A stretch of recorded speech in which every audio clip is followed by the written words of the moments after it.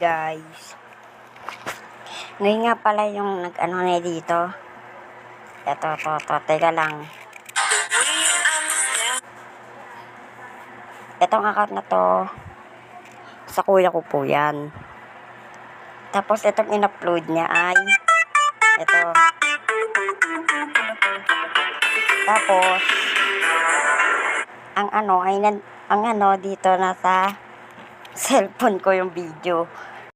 Ayan po.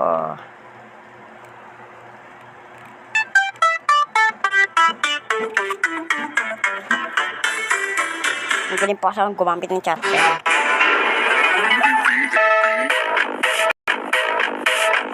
Akin itong video na to.